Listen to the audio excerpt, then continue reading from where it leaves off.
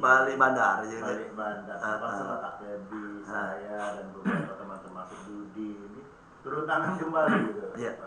Jadi termasuk nih para penggiat budaya sejarah juga ya. Iya. Budayawan, jadi bergabung budayawan. Jadi memang momen ini kita prinsipnya pakai prinsip gotong royong. Karena udah sesuai dengan falsafah dan budaya kita sebagai orang Indonesia, kita gotong royong.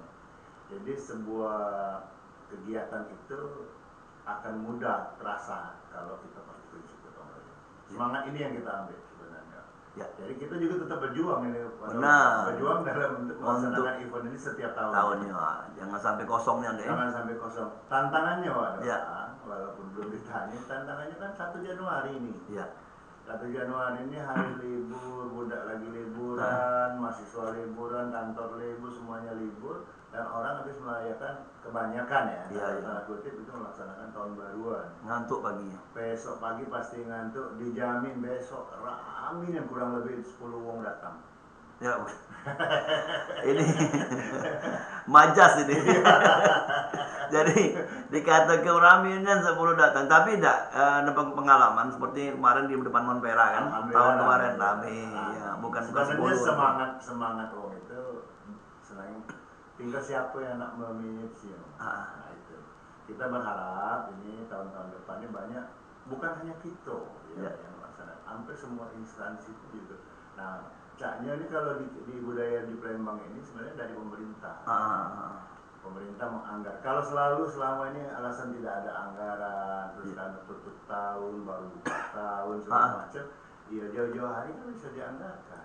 Buktinya kita 3 kali tanpa dana, dalam dana kutip tidak ada anggaran, bisa meriah, bisa jalan. Ya. Minimal minimal CSR ya. Iya. Kan kita bahas kan ya kawan ya.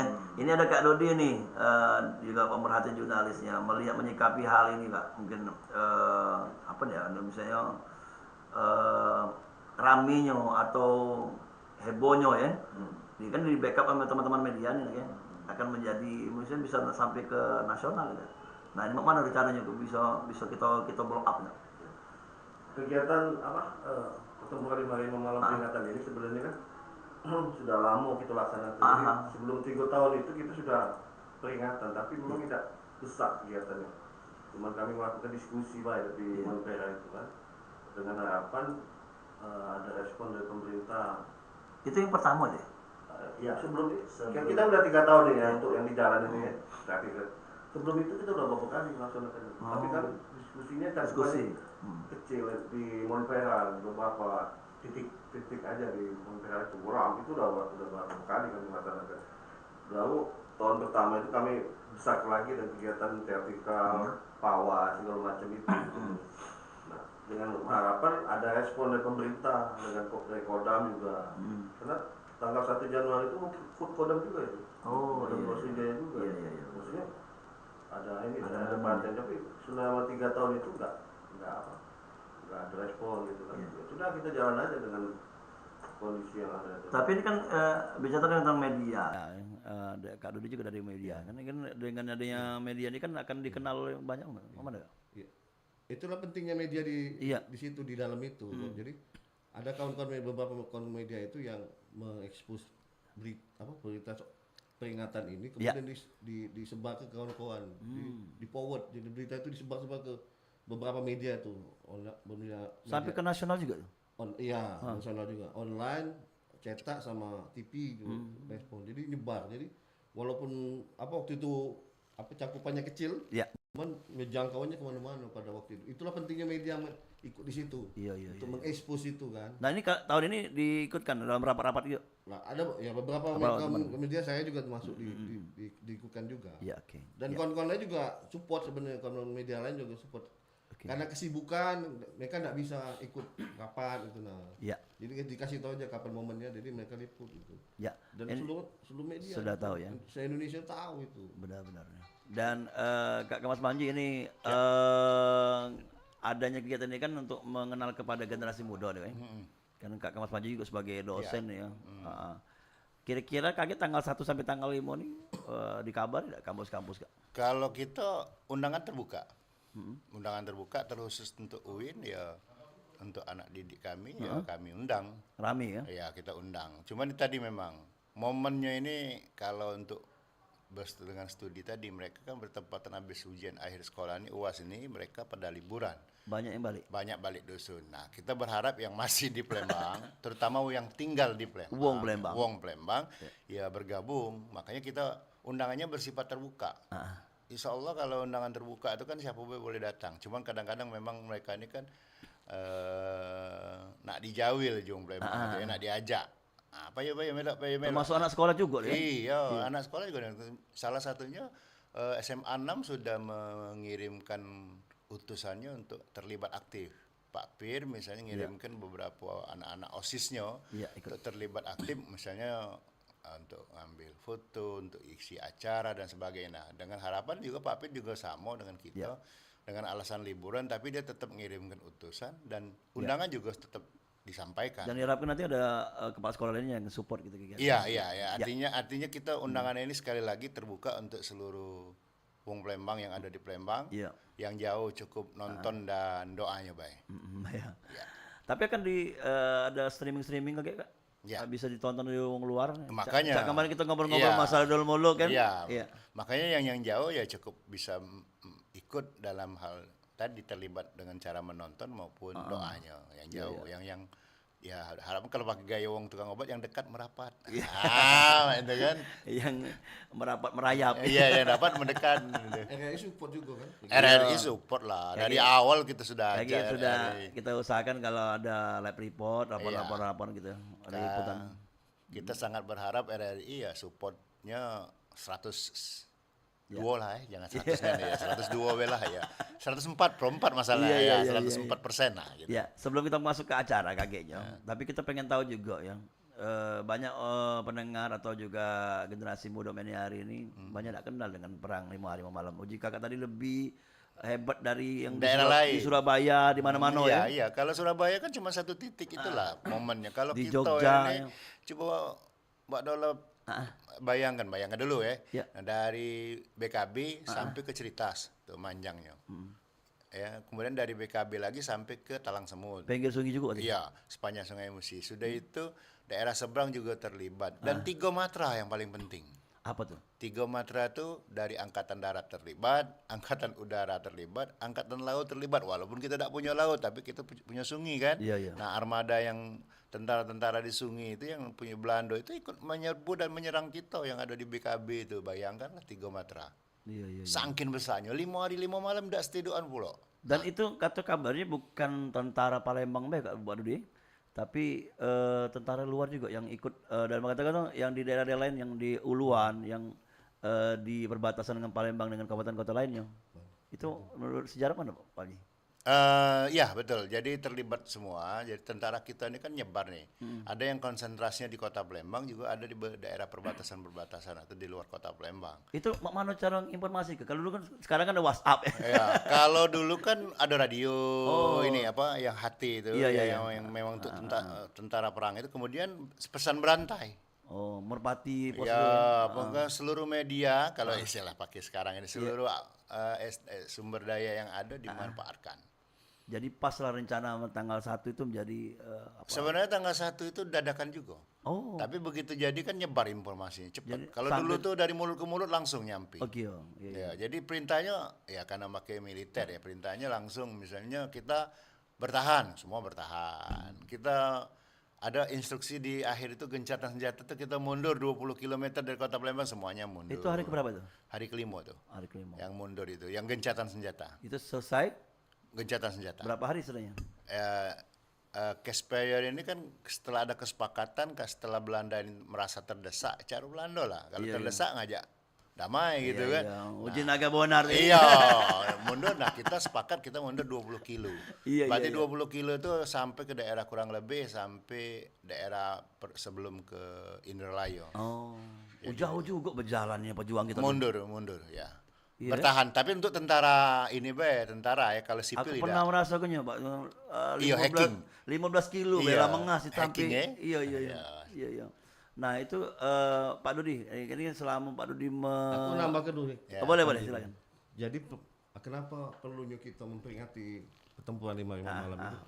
Karena memang dari sisi besarnya perang itu memang paling besar Palembang, karena Palembang itu diserang dari 3 Matra. 3 matra antara laut, darat dan darat. Kemudian korban jiwa pada waktu itu, ini catatannya jurnalisnya Belanda ya, namanya Hendrik Hoek namanya itu. Dia nulis tulisan di Jakarta Post NL. Judul tulisan itu apa namanya? Judul tulisannya itu apa? Pertempuran yang kekejian yang dibungkam di Palembang itu disembunyikan lah. Dia nyebut di situ bahwa korban perang 5 hari malam itu 2.500 sampai 3.000 orang. Kenapa? Banyak ya. Kenapa bisa terjadi korban sebesar itu? Karena pada waktu penyerangan awal itu, kemudian dilanjutkan hari kedua itu tidak ada sirene peringatan oleh pemerintah kolonial pada waktu itu akan ada penyerangan. Jadi ketika masyarakat Palembang pada sipil waktu itu, kena ya? iya, sedang masyarakat sedang melakukan aktivitas di pasar, di jalan, itu langsung diserang. Nggak ada peringatan sebelumnya. Akibatnya wajar. Itu data dari Palang Merah Internasional itu yang dikutip oleh Hendrik Hoek itu. Nah itu. Dan itu lebih besar dari perang-perang yang ada waktu itu, perang Bandung Lautan Api, perang Surabaya. Jadi wajar kalau ini perlu didengungkan di tingkat nasional. Kalau perlu internasional. Iya. Itu sebenarnya. Dan data korban itu sempat dimanipulasi oleh Belanda pada waktu itu, dilaporkan ke Komandan Batai bahwa yang korban dari perang 5 hari malam itu cuma ada beberapa orang sipil saja yang meninggal. Tidak dijelaskan secara detail bahwa padahal korbannya banyak pada waktu itu. Itu yang jadi ironisnya pada waktu itu ya. Jadi kita memang harus melaksanakan ini ya untuk kenal ke tadi ya. Ternyata lebih hebat dari perang lainnya, dan ya sebenarnya perang lainnya itu juga hebat, tapi ini lebih dahsyat lagi karena bayangin kalau kayak Gaza sekarang ya, kondisi hancur lebur. Itu nggak Palembang pada waktu itu. Hancur lebur pada waktu itu. Gedung-gedung hancur, dibom pakai pesawat. Ada gedung-gedung bersejarah yang kena. Ada kalau gedung-gedung itu kan memang tidak terlalu banyak ya dulu ya. Kita ada beberapa titik ya, kita penemuannya kalau daerah laut itu sampai ke Gudang Garam. Nah di daerah Gudang Garam itu ada kantor Basumi sekarang itu. Nah itu juga tempat tentara kita. Bahkan kalau saya baca kemarin ada baru dapat informasi itu sampai ke daerah Satu Ilir, Tiga Ilir. Jadi ada monumen di situ. Di sini terjadi pertempuran 5 hari 5 malam. Nah sayang itu juga tidak diperhatikan dan tidak terawat gitu loh. Memang untunglah ada beberapa sebelumnya kita buat beberapa tugu peringatan sehingga kita tahu ini titik-titiknya gitu loh. Nah seperti yang kita tahu bahwa di bawah LRT atau di samping jembatan Perang itu untungnya tidak dibongkar ya. Iya. Dan kita memang menentang waktu itu. Tapi sayangnya dia posisinya terselip oleh tiang stasiun ya. Ada kemungkinan digeser teman-teman. Harusnya stasiunnya yang harusnya jangan nutup, iya yang baru lah yang menyesuaikan. Tidak mungkin yang lama. Kenapa dibuat tugu di situ? Boleh sejarahnya kan? Ya di situ salah satu titik krusialnya. Kalau kata Dudi tadi, penyerangan itu salah satu titik yang sangat krusial itu di situ. Terjadi penembakan itu dari arah BKB itu ke arah Pasar 16, juga arah BKB ke arah Jalan Merdeka, kemudian dari arah BKB ke daerah arah Talang Semut, itu nah. Kemudian sepanjang jalan dia menembaknya secara membabi buta. Nah di awal konflik itu kan ketika mereka keliling dengan jeep. Nah makanya kreator kita pakai jeep, dia masuk ke kampung-kampung atau daerah perbatasan, batas yang boleh dilewati oleh Belanda itu. Dia masuk ke daerah Sayangan, masuk dari jalan samping Har itu Rustam Effendi, masuk ke situ, masuk ke daerah mentas ke 15 Ilir, langsung muter ke arah kalau sekarang ini Salendra misalnya, Komdak zaman dulu lewat situ langsung balik lagi ke Masjid Agung, keliling situ. Tapi sambil menembaki. Nah, laskar-laskar kita yang ada di daerah perbatasan itu, di daerah 15 Ilir, termasuk Akagani yang waktu itu masih di daerah antara Simpang Qur'ania itu, nah itu kena. Jadi kita, ini ngampuk kalau Jong Palembang ini, kita tidak nyerang dia nyerang, itu kan. Nah akhirnya membalas. Itulah terjadinya awal dari 1 Januari subuh itu, setelah subuh itu. Jadi mereka ini habis tahun baruan, mabok, pesta pora, mungkin tidak terkendali atau memang provokatif bisa jadi. Mereka menembaki. Tanggal 1 itu? Tanggal 1 pagi itu. Nah, itu awal perang ya? Awal perang. Jadi dia mancing nembak ya tentara kita prinsip kita Palembang ini kan lo jual gue beli. Iya. Kau mulai laju. Nah, Tapi kira-kira. sebelumnya itu ada percikan-percikan ya? Ada, sebenarnya ada beberapa kali sebenarnya, tapi tidak menyulut langsung. Cuman itu ya. Nah, pas 1 Januari itu yang menyulutnya amarah gitu kan. Iya. Nah, Nambah. boleh. Jadi penyebab awal Panglima malam itu kan karena ada tentara kenil itu ya, kenil yang mabuk. Kalau di catatannya Engluk itu yang mabuk itu mereka di catatan Engluk nih ya. Kita ini kan masih belajar sejarah itu kan 2 versi. Versi pejuang, kemudian versi Belanda kan. Kalau dari versi Engluk itu bahwa yang mabuk itu pasukan kenil dari Ambon.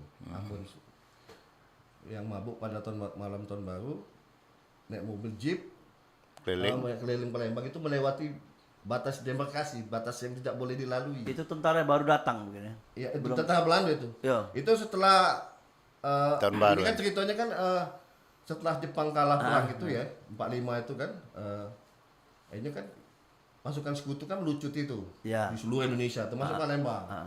Nah, ternyata sekutu dengan Belanda buat perjanjian bahwa mereka Belanda boleh gabung pasukan ikan. Jadi mereka bonceng.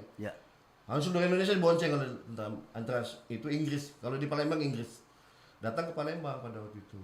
Awalnya masyarakat Palembang itu nerima pada kedatangan awal itu. Tapi tiba-tiba makin lama banyak pasukan Belanda masuk. Nah, itu timbullah friksi dari sejak Desember itu kejadian friksi tembak-menembak antara Belanda dengan pasukan. Dan puncaknya tuh yang di kejadian itu yang di malam tahun baru 1 Januari itu yang ada pasukan. Yang tembakan ya? Penembakan itu. Nah. Besoknya mulai penyerangan dari area pasukan sekutu pasukan Belanda. Itu. Dari laut udara itu melalui pesawat terbang itu. Jadi itu gerem masyarakat kita tuh nengok kelakuan. Sebenarnya memang udah lama itu. Friksi terjadi sebelum itu, tapi bisa dipadamkan, oleh tokoh-tokoh kita ya. Puncaknya itu 1 Januari itu. Oke, Kak Panji, dari runutan kejadian ini yang paling parah ini tanggal berapa, Kak? Tanggal 1 atau terakhir yang paling parah tanggal 3. Yang banyak hancur. Ya, 1 itu memulai saling tembak-menembak, 2 berlanjut, 3 itu yang paling parah, 4 mulai mengkondisikan. Tapi pasukan Belanda ini cuma yang ada di wilayah Sumsel ya? Ada daerah di BKB dengan Caritas. Yang tidak didatangkan dalam 5 hari itu datangkan dari daerah lainnya? Yang ada mereka datangkan. Ada mereka datang, tapi titik fokusnya di BKB sama di Caritas penampungannya. Gitu.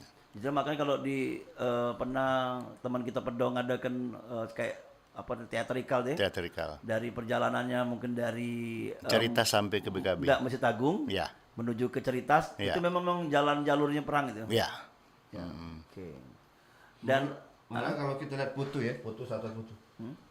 Bagaimana Panglima malam itu jenazah itu tidak bisa terevakuasi dengan baik. Itu jenazah pejuang atau jenazah campur? Campur. Jadi saya melihat ada foto jenazah udah gumbung itu di pelataran Masjid Agung itu. Enggak terevakuasi terus oleh PMI pada waktu itu. Karena perangnya itu enggak berhenti pada waktu itu. Busuk jenazahnya itu masalahnya. Dan pasukan Belanda itu kan didatangkan dari beberapa daerah. Saya itu menambah dari beberapa daerah di Indonesia itu ada Brigade Gajah Merah, ada beberapa pasukan-pasukan yang dibawa dari luar Palembang termasuk Gajah Merah itu yang dari Bali. Gajah Merah itu punya Belanda? Punya Belanda. Kolonel Mollinger pada waktu itu yang memimpin itu. Itu yang dari Bali pindah ke Palembang mereka itu. Pakai apa? Pesawat apa? Pesawat. Pakai ini kapal juga. Ada kapal. Jadi dalam waktu 3 hari, 4 hari itu mereka mensuplai pasukan juga ya. Itu mereka ikut sekutu. Iya. Ya kalau cuma pasukan yang ada di Palembang mungkin terkepot juga dengan gitu. Cuman ini tadi bantuan dari mana-mana tadi. Ya. Nah, kembali ke apa yang menjadi momen setiap tahunnya ada beda-beda. Kalau kemarin kita di Monpera, tahun ini di mana, Kak? Jadi untuk tahun ini kita mencoba. Pertama kita di tahun pertama itu 2022 ya. 2022 itu di depan Bundaran Air Mancur. Titiknya kita mulai dari situ karena memang strategis. Kemudian karena di tahun kedua tidak boleh, kita bergeser depan Monpera. Nah, tahun ketiga ini disarankan Jadi juga. alasannya nggak boleh ngapun nih? Ini Pak, karena itu pinggir jalan. Oh, iya. Pinggir jalan dan lalu lintas uang turun dari Ampera itu ngebut kan posisinya. Iya, iya. Jadi Keamanan ya? takut ada yang tidak terkendali gitu kan. Nah, nyasar. Tapi kita 2 tahun aman-aman baik sih sebenarnya. Tapi pas kita pindah di Monumen memang teraso. Itu menghambat mereka yang baru turun itu. Terasonya. Tapi kalau kita di titik depan Masjid Agung tidak. Karena dia kan begitu turun dia langsung bisa belok kan. Ya. Nah tapi kemarin itu depan Masjid Agung itu tidak boleh ada orasi dan sebagainya di peraturan ya. Ya. Tidak boleh dan harus izin keramaian. Nah nggak sulit kalau izinnya dapat. Sekedar pemerintah mudah, makanya kita coba pindah ke sini. Nah tahun ketiga kita tidak ada salahnya coba juga menitip di dekat BKB gitu kan. Nah BKB Gedung titik yang kesenian, ya? yang titik amannya kita pakai di gedung kesenian. Misinya satu, karena gedung kesenian ini sudah diserahkan kepada pihak-pihak Dewan Kesenian dan Dinas Kebudayaan.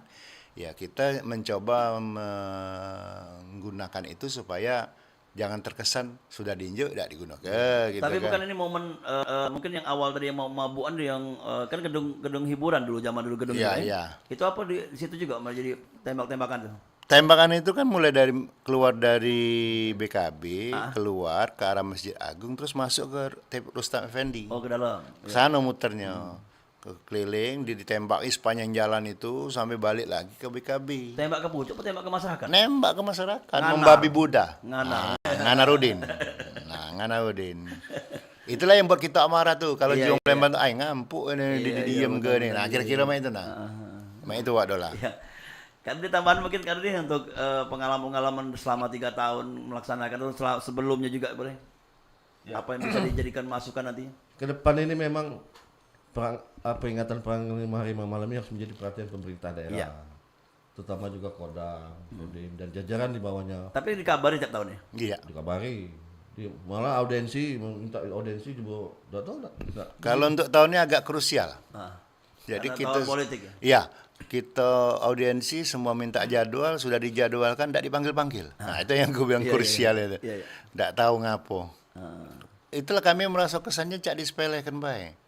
Memang pertempuran ini kalau kita nganggapnya kecil ya kecil. Inilah mindset juga balik. Kenapa Surabaya cuma 1 titik di Hotel Yamato itu aja bisa ditetapkan sebagai hari pahlawan momentum? Iya, iya. Kenapa tidak kita? Kalau ini Seharusnya ditetap tanggal 1 1 Januari ditetapkan hari pahlawan, 1 Januari. momennya besar ini. 1 Januari ya pergantian tahun juga hari pahlawan, hari ulang tahun Kodam juga sebenarnya kan. Jadi banyak. Dosa nyari tanggal merah sudah ada tanggal Sudah merah. ada tanggal merah sebenarnya. Nah itu loh. Tapi ya tadi kita kurang perhatian memang dari dulu sehingga yang ini kita mindset tadi sekedar pertempuran sekedar. Tapi sebenarnya benar nggak kalau kita melaksanakan tanggal 1 itu memecah pola pikir anak-anak muda MNRI atau Iya. tidak mereka tidak merayakan pada malam itu tapi mereka pengen menunggu besoknya. Iya itu loh. Iya. Jadi balik ke pemerintah. Kalau aku presidennya, aku buatnya ini. Iya. Oke, balik lagi ke acara tadi. Ini kan kan Rudi mau nambah ya, silakan. Nambah tadi bahwa Ya.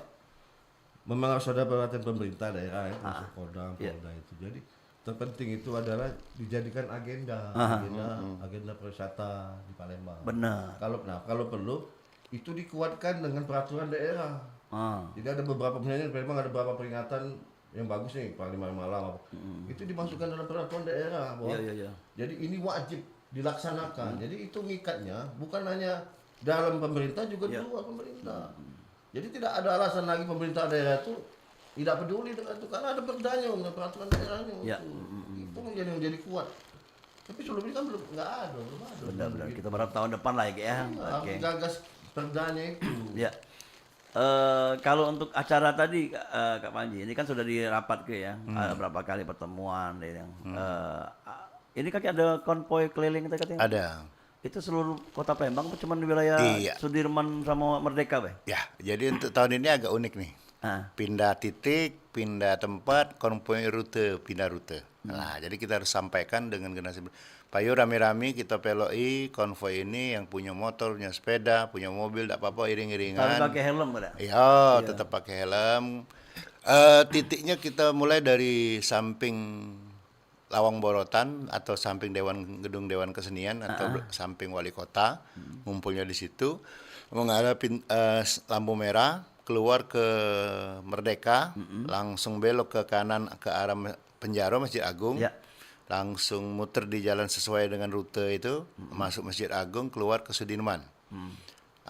Harusnya kan sampai ke Ciritas nih. Ya. Tapi karena pengkolan atau belokan itu adanya di depan Cindi, maka berputar di depan Cindi langsung tanpa henti. Kalau kita ke lampu merah atau ke lampu abang ini ngantri dulu kan.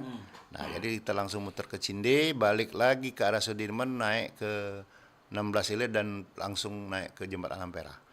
Jembatan Ampera kan Pas gitu Jembatan Ampera itu kemarin ada 2 titik, apakah nak ke kiri dulu ke Pelaju atau langsung ke Kertapati. Untuk mempersingkat kita langsung ambil ke arah Kertapati, langsung belok ke Patung Kabi. Nah, terus sampai pohon bensin lewat dikit ada putaran arah ke Jembatan Musinam. Dari Musinam, karena ini momennya harus menyentuh ke masyarakat, kita turun ke jalan laut daerah Pangeran Sidoing Suro, dari daerah Tangga Buntung itu langsung jalan sepanjang itu sampai ke Masjid Suro. Ya. Jadi sepanjang jalan itu dari Masjid Suro masuk ke Buncit, keluar lagi ke Sekana, balik lagi ke Gedung Dewan Kesenian. Wow, ini memang rute pertempuran itu nih aneh. Iya, diambil. Diambil ke. Nah, ini kan sebagai informasi juga memberikan wawasan bagi masyarakat. Ada nggak kira-kira kalau zaman dulu pakai serban kado dia? Ini mungkin stiker atau pakai dibuat? Mungkin ada idenya. Kalau kita minta pasti kemarin bagi-bagi ke masyarakat.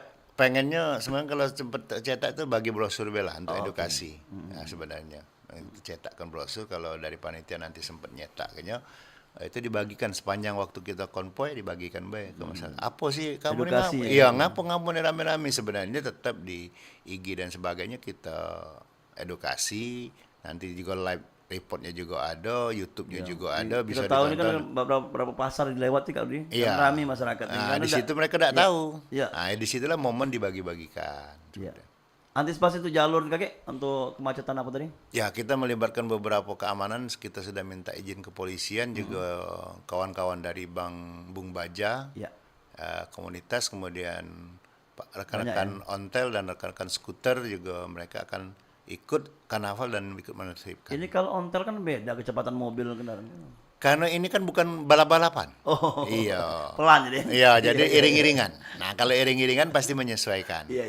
Ya, 2 tahun kemarin aman, Mbak. Memang Masih menarik nih, menarik. Iya, menarik. Yang memang yang jadi masalah tuh kalau kita lewat jalannya lempeng kosong, nah mobil sama motor galak ngabut. Iya. Tapi kalau daerahnya agak rame, agak tidak ada terlalu lempeng, nah mereka otomatis akan melah. Itu kembali lagi ke pengaturan tadi kalau dia. Iya. Oke, ya. Jadi Kita ada, nanti ada koordinatornya untuk bidang karnaval. Oke lah. Pawai.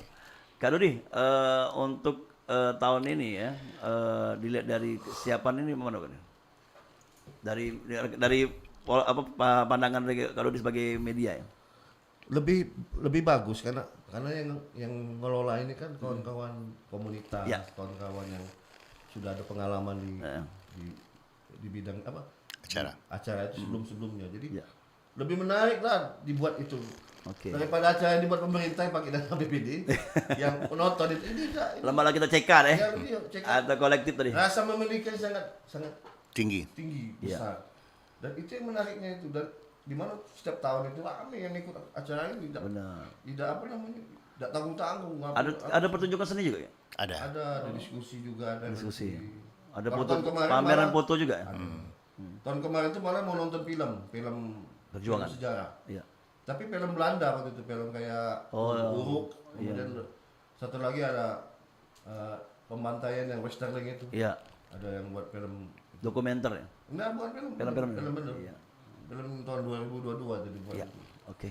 Gitu. Oke. Tapi yang penting ini saya ingatkan Apa tuh? bahwa momen perang 5 malam itu kita mengingatkan kepada seluruh anak bangsa ini bahwa kita harus sadar bahwa kita sudah duduk di kondisi saat ini itu karena ada jasa-jasa para Benar. pahlawan. Iya. Jadi kalau kita tidak memperingati itu, mengingat itu, alangkah berdosanya kita dengan Benar. pahlawan-pahlawan yang telah mati yang di kuburan itu. Iya. Jadi peringatan itu harus kita dengungkan tiap Tanamkan ya. tahun. Iya. Tiap tahun itu harusnya. Mulai tiap hari untuk diingatkan itu bahwa kita sadar bahwa kita tidak jadi uang ini. Benar. Kalau tidak ada pejuang-pejuang itu Tidak merdeka lah kasarnya. Gitu. Kalau perang 5 malam itu kalah itu, enggak akan jadi Palembang ini jadinya. Benar. Republik Merdeka itu. Oke. Spirit semangat yang diambil ya. Iya. Oke. Tadi sudah ada harapan dari Kak Dodi menuju penghujungnya. Dari Kak Panji deh, ya ini penghujung program. Iya. Jadi kalau dari kita kan sudah mengedukasi dan mengajak gitu ya. Nah, kalau kita sudah mengedukasi dan mengajak, ya tinggal masyarakatnya mau atau tidak, galak apa tidak. Juga gitu kan. Kalau mereka galak, ya harusnya mereka ikut aktif lah. Cara aktif itu gotong royong ini jangan dipersempit begini. Oh, cuman nyumbang be misalnya. Aku udah nyumbang nih duit misalnya. Aku udah nyumbang makanan dan lain sebagainya. Gotong royong itu datang itu juga sudah nyumbang, wadola. Benar. Menyaksikan. Menyaksikan rame-rame itu juga nyumbang tenaga orang mau nyumbang mato dalam arti nonton kan, Mbak itu kan. Nah, jadi kita harus perluas. Partisipasi itu siapa saja karena ini bersifat terbuka, ayo datang ramekan. Dan sebenarnya kata aku masih di rombongan Dudi tadi, kalau ini dijadikan event pariwisata, momen wong nak balik ke Palembang tuh besar nian. Contohnya mungkin Karena liburan. Iya. Sebenarnya perang itu sebenarnya sama-sama korban kayak. Iya. Yang pejuangnya korban, yang Belanda tentara juga. korban. Dan mungkin keluarga-keluarganya pengen nyengok. Pengen datang bernostalgia karena momennya tahun. Jadi itulah tadi. Jadi momen untuk memperingati tahun baru itu dirubah mindsetnya. Jadi kita ini di Palembang khusus memperingati perang 5 hari 5 malam. Nah, di samping memang ada acara teatrikal tetap berjalan, pihak-pihak luar juga melakukan kegiatan-kegiatannya. Jadi pengennya kita itu meriah, semua memperingati dengan caranya masing-masing. Itu buat acara ini, buat konsep, buat diskusi, buat kajian, fotografi dan sebagainya. Dan di 5 hari itu dipadat lah. Dari yang sampai masyarakat yang paling kecil dalam hal ini komunitas sampai dengan pemerintah. Nah, kalau ini serentak dan ini dijadikan momen penting, insya Allah ya kita tidak sekarang ini wadola. Terajak-ajak, terpanggil-panggil itu kan. Tapi wong tidak peduli, kadang-kadang ngesek juga ya kita ya. Cuman ya tapi itulah kita sadar karena ini butuh perjuangan. Kita lah sudah 3 tahun lebih sebenarnya kata Dudi tadi, diawali dengan diskusi-diskusi sebelumnya. Ya, tadi implementasi sekarang implementasinya udah 3 tahun ini kita sudah mulai melebar. Ya. Kalau aku nih Kak Dodi dan Kak Panji bukan ndak melok rapat. Cuman pada saat rapat aku begawe. Nah, tapi kalau semuanya untuk kegiatan lagi all out kita karena kebetulan tanggal 1 itu kami tidak berdinas. Jadi libur kan. Sekalian berdinas di luar. Iya. Jadi langsung liputan live report. Oke, makasih Kak Panji dan juga Kak Dodi sudah ngobrol di sini tentunya. Next time kita akan ngobrol-ngobrol lagi ya, untuk membangun budaya sejarah yang ada di Palembang, Sumsel agar dikenal di generasi muda. Dan terima kasih. Assalamualaikum Kak. Waalaikumsalam warahmatullahi wabarakatuh. Iya, dulur galo-galo sudah kita ikuti program ngobrol bersama narasumber kita di kesempatan siang hari ini ya dengan pengambil tema persiapan dari peringatan Perang 5 Hari 5 Malam di Palembang bersama Dodi Oskandar selaku jurnalis sejarah dan Kemasari Panji SPD MSI selaku sejarawan. Sampai ketemu di lain kesempatan di obrolan-obrolan lainnya dan tentunya tetap Pro 4 RRI Palembang sebagai radio informasi hiburan kita ya di setiap hari. Dan jangan lupa tadi ada kegiatannya peringatan 5 Hari 5 Malam tanggal 1 sampai tanggal 5 Januari. Tentunya di Gedung Kesenian. Sampai ketemu di lain kesempatan. Assalamualaikum warahmatullahi wabarakatuh.